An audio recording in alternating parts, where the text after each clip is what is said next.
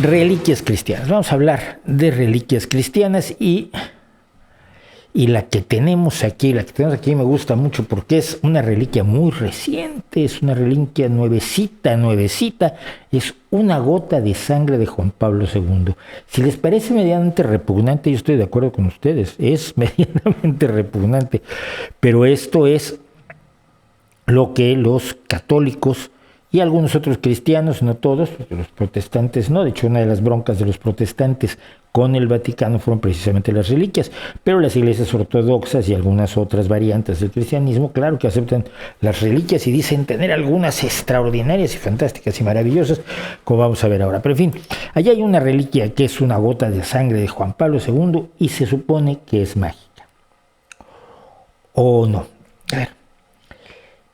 La Iglesia Católica tiene una explicación de lo más alambicada sobre las reliquias, mediante las cuales, si tú tienes una reliquia de un santo, lo que estás haciendo es pedir que el santo interceda por ti ante Dios, porque Dios estará ocupado, está haciendo la cena y necesita que el santo venga. Oye Dios, fíjate que Pepito quiere que le compres un gatito. Entonces tú usas la reliquia del santo para eso y el santo dice, ay mira, están usando un trozo de mí, o una cosa que yo toqué o algo así, y entonces pues, ya tengo que irle a decir a Dios, porque si me lo pidieran así nada más, pues no, el santo consideraría que no es tan valioso el asunto, por lo visto, o algo así. Así es como lo ve la Iglesia Católica, que uno está diciendo, si yo soy una reliquia de San Toribio, lo que estoy diciendo es que voy a usar a San Toribio como ejemplo para mi vida. Suena muy bonito, pero la gente no ve así las reliquias. La gente ve las reliquias como amuletos mágicos. Y siempre que digo que la religión finalmente es una forma de la magia, se enojan conmigo. Así como cuando digo que la filosofía es una forma de la religión, pero sin Dios, se enojan conmigo. Pero solo se enojan, eso es lo divertido, ¿no? Que no pueden refutarlo. Porque efectivamente quien tiene una reliquia considera que la reliquia tiene un poder mágico, es equivalente a un amuleto, a los amuletos mágicos de toda la vida que existían ya antes de la fundación del cristianismo, amuletos que se vendían en la Roma antigua, amuletos que lo libraban a uno del malfario, le ayudaban a tener buena suerte en los negocios o en el amor, lo mismo de toda la vida. Los seres humanos siempre hemos querido algo que nos ayude en las cosas más elementales, y es el caso de los amuletos mágicos y es el caso de las reliquias. Hay una historia, yo estoy seguro que las reliquias tienen una antigüedad mucho mayor, pero hay una historia que se remonta al siglo II, según la cual un obispo de Siria era cristiano y llegaron los romanos y le dijeron que si fuera tan amable en dejar de ser cristiano, pues les molestaba, ¿no? Y él dijo que no, entonces lo que hicieron fue atarlo a un tronco y pegarle fuego al tronco, y resultó que mágicamente el fuego giraba alrededor del tronco, pero se saltaba a Policarpo. En aquel entonces no era santo, todavía era apenas el obispo Policarpo. Entonces no tocaba a Policarpo el fuego, y esto enfureció a los romanos. En vez de decir, oh, qué maravilla, esto es un prodigio, dijeron, este tío se está huyendo de su castigo, y entonces sacaron sus gladios y lo convirtieron en pequeños pedacitos. Pero la gente que lo veía diose cuenta astutamente de que había atestiguado un milagro maravilloso en el cual Dios estaba mostrando su parcialidad por San Policarpo al impedir que las llamas lo tocaran. No sé por qué no pudo impedir que los gladios, o sea, las pequeñas espadas de los romanos, también lo tocaran. En fin, son milagros del 50%. Y entonces lo que hicieron los que vieron este prodigio fue recoger algunos de los pedacitos de San Policarpo y empezarles a rezar. Esta es una leyenda, evidentemente no creo que allí hayan comenzado la historia de las reliquias, sino que es tan antigua como el ser humano, la idea de tener alguna ayuda sobrenatural ante un mundo incierto, peligroso y antipático en muchas ocasiones. El hecho real es que, aunque las reliquias empiezan a usarse desde muy temprano en el cristianismo, es en la Edad Media cuando el negocio estalla. Y estalla además de maneras enormemente desagradables, ¿no? Por ejemplo, deciden que alguien encuentra una cabeza y decide que es la de San Juan Bautista. Y luego encuentra otra y decide que es la de San Juan Bautista. Porque San Juan Bautista es un caso maravilloso. Tiene 4 cabezas. Una en la Catedral de Amiens, en Francia. Otra en la Basílica de San Silvestre I. Otra en el Museo Residence de Múnich.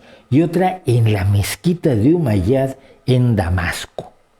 4 cabezas. Imaginan a Juan Bautista. Es muy curioso que ninguno de los evangelistas hiciera notar que Juan Bautista, entre otras muchas cosas, tenía 4 cabezas. Debe haber sido un problema acomodárselas, porque uno se imagina hasta 3, ¿no? Si se ponen 2 juntos aquí, como en las películas de horror. Pero ya la cuarta, no voy a dar ideas. Bueno, la idea es que de reliquias aterradoras y reales está, por ejemplo, la cabeza de Catalina de Siena o la de San Oliver Plunket, que están momificadas. Bueno, la de Catalina está más esqueletizada, pero están allí, son las cabezas perdón, la de San Oliverio de Plunket es la que está más esqueletizada, la de Catalina está totalmente momificada y la exhiben y la gente va y le reza a una cabeza momificada. Es un poco extraño, es un poco inquietante, o mucho inquietante, y al mismo tiempo es tremendamente pagano y tremendamente supersticioso. Está, por supuesto, el prepucio de Cristo, bueno, también hay como 3, y una enorme serie y variedad de reliquias. Pueden encontrar en casi cualquier lugar, cualquier búsqueda de Google, pueden encontrar algunas de las reliquias más extrañas, más absurdas, más desagradables incluso que pueda haber. La lengua de alguien anda por allí, no me acuerdo de quién era. Y luego están los enormes timos, ¿no? Había algunos que adoraban los huesos de una santa, y hasta que llegó un zoólogo, miró los huesos y dijo, pues estos son huesos de cabra. No sé si mágicamente decidieron que la santa se había convertido en cabra o la cabra se había convertido en santa o algo por el estilo, pero el hecho real es que pues, lo que estaban adorando eran los huesos de una cabra. O una iglesia que pensó que tenía el cerebro de San Pedro, y resultó ser una patata calcificada. A los jerarcas de la iglesia no les gustan mucho lo de las reliquias, pero tampoco lo desalientan demasiado. Fue en el Concilio Laterano de 1215 cuando se dijo que no se debía comerciar con reliquias, porque esto pues es solamente la búsqueda del beneficio económico, dijeron astutamente los responsables del Vaticano, y entonces el resto de la iglesia reaccionó no dándoles ni la más mínima bola, y siguieron comerciando con todo tipo de reliquias. Hay 3 clases de reliquias, no crean, hay oro, plata y bronce. El oro es la reliquia que está directamente asociada con Jesucristo o con los restos físicos de un santo. Uñas, sí, hay uñas, pelos de la barba, trozos del cuerpo, dedos. Es legendaria la mano absolutamente desecada de Santa Teresa de Ávila, que paseaba a Franco como un amuleto mágico, todavía dormía con ella, ¿no? Y luego se explica, no entiendo no cómo tuvo hijos, pero ¿tú cómo estarías con alguien que lleva la mano de una señora, una mano calcificada que dormía con ella abajo de la cama? Pues hoy sabes que en esa cama no tengo muchas ganas de hacer cositas, o bueno, en mi caso sería ese, ¿no? Probablemente me equivoco, pero en fin, trozos de santos son las reliquias de primera clase, o las cosas que estuvieron directamente en contacto con Jesucristo. ¿Cómo puedes saber que algo estuvo en contacto con Jesucristo 200 o 300 años después, o 500, o 1000, o 1500? No lo puedes saber. Pero si tienes labia, puedes convencer a alguien de que lo sabes. Luego hay reliquias de segunda clase, que eran los objetos propiedad de un santo. Eso quiere decir que esta reliquia que tengo aquí es una reliquia de primera clase, es reliquia oro, es reliquia clase business, porque es sangre de Juan Pablo II. ¿Cómo se la sacaron? ¿Cómo se obtienen estas reliquias? Quizás lo más aterrador. Bueno, las reliquias de segunda clase fueron objetos que fueron propiedad de un santo. Cuando una persona fue muy santa, las cosas que fueron de su propiedad se considera que tienen algo de la influencia de la emanación del santo, Y entonces, pues cuando santas o personas que se veía que iban a ser proclamados santos morían, pues la gente se lanzaba para robarse las sábanas de su cama, su pipa, su lámpara, sus libros y todo esto, que algún día podía tener un enorme valor económico, porque sobre todo las reliquias se compraban y se vendían. Y hay reliquias de tercera clase que son objetos que han tocado a una reliquia de primera o segunda. Son como los familiares pobres de las reliquias, ¿no? Si tú logras tocar con una moneda de €1 la cabeza de Santa Catalina de Siena, tu moneda se vuelve una reliquia de tercera clase y por supuesto ya no vale €1, sino vale mucho más. ¿Y sabes cómo sabes que vale mucho más? Porque la puedes poner en eBay, y en eBay se venden y se compran reliquias constantemente. Como digo, del Concilio Laterano de 1215 no le hizo caso a nadie, ni le hace caso a nadie todavía. Y en eBay puedes encontrar todo tipo de reliquias y trozos de santos. ¿Cómo se obtenían las reliquias? Esto es lo más curioso. Más allá de alguno que alguna vez besando el pie de una santa, un pie ya momificado de una santa, le dio un mordisco y se llevó un dedo, cosa que me parece siniestra en grado superlativo, básicamente se los inventaban. La madre de Constantino se inventó que se había encontrado trozos de la cruz. Constantino, estamos hablando del siglo V. ¿Cómo sobrevivió la cruz? No solo 500 años, sino que además era identificable, que llegó, no me acuerdo quién fue, porque era santa además, la madre de Constantino, que fue a Jerusalén, encontró un trozo de madera y dijo, ¡ay, esto es de la cruz de Cristo! Y todo el mundo dijo, sí. Supongo que tenía suficiente poder. Ya saben que ustedes, cuando la gente tiene poder, hay muchos que están dispuestos a decirle sí a lo que digan. Cuando se encontraban restos humanos cerca de una iglesia o de unas catacumbas o de la casa o del lugar donde se encontraba un santo, se asumía que eran reliquias y se empezaba a comerciar con ellas. Clavos de la crucifixión hay docenas, astillas hay suficientes para hacer varias cruces. Y como decíamos, es muy difícil para la iglesia, y no lo hace, rechazar estas reliquias. Puede decir que no las avala, pero deja que sigan siendo negocio, y es el caso clásico es la sábana santa, que se asegura que es una reliquia de primera clase, con estrambote y bordes y grado de comendador, porque sería el sudario de Cristo, salvo por el hecho que está demostrado que es una pintura del siglo XIII. Pero aunque está demostrado que es una pintura del siglo XIII, quienes la tienen afirman que es una reliquia, y el Vaticano no dice ni sí ni no, ni todo lo contrario. Pero hay una forma curiosa en la que se encuentran reliquias.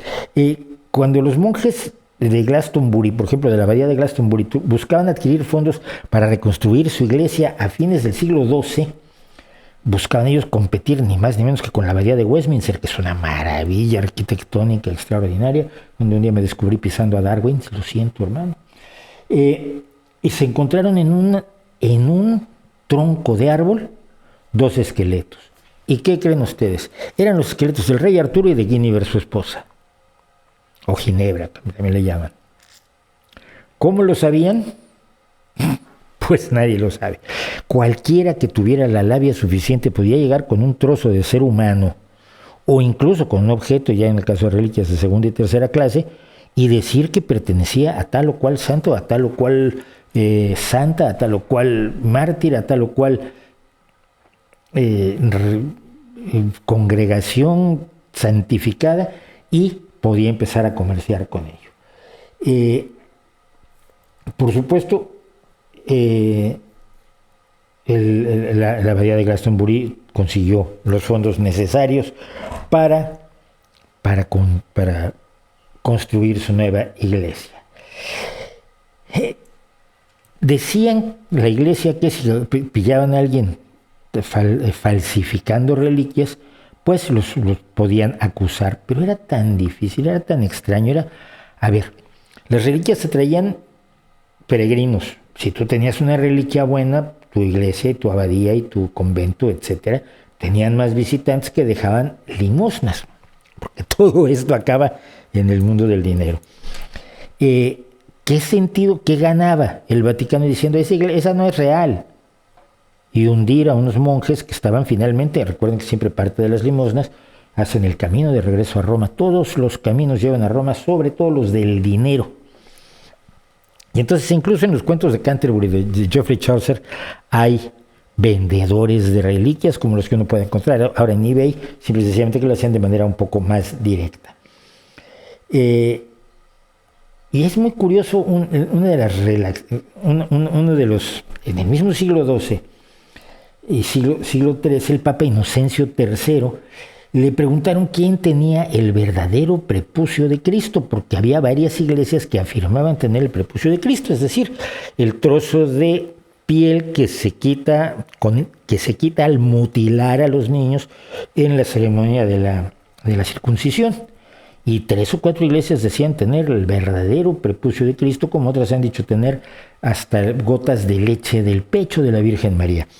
Inocencio III dijo, más que intentar respuestas atrabancadas a tales preguntas, es mejor que se dejen en manos totalmente de Dios. Esa es la cara que tienen algunos cuando se trata de reliquias. Y a mí siempre me han dado mucha risa las reliquias, porque son parte de este mundo siniestro de la religión. A mí lo que más me inquietaba en mis años de creyente católico, o practicante católico, eran los cuerpos de Cristo, a veces yacentes en ataúdes de cristal, con unas mutilaciones aterradoras, sangre abundante, cortes, golpes, moratones, raspones, y la gente entraba en éxtasis ante esto, cuando a ti lo único que se te ocurría es, si esto es cierto, pobre hombre, ¿no? No, oye, ayúdame a que me aumenten el sueldo, sino pobre hombre. Quizás porque pensaba yo más en pobre hombre, ¿no? En que decirle, oye, tú que estás ahí tirado y que te duele todo eso, pues aprovecha y ayuda a que me aumenten el sueldo o a ligarme a mi vecinita. Quizás por eso nunca fui un buen creyente. Pero esa es la historia, pues, de las reliquias. Y busquen en Google reliquias y se van a divertir muchísimo.